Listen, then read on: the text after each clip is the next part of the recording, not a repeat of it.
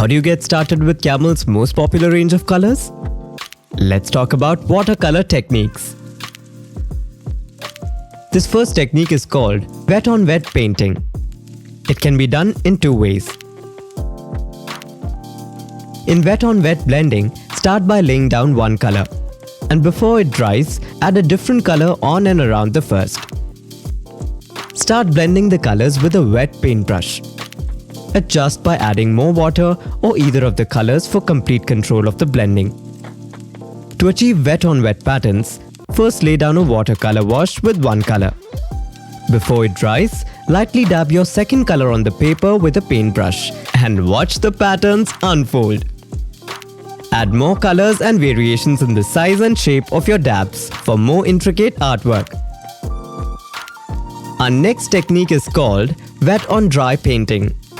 Here, we let one color dry before adding another. Create a background with one or more colors first and let dry. Now you have a background that's locked in. Paint additional elements over your background for an illusion of depth. And there you have it. The possibilities are endless with these simple techniques.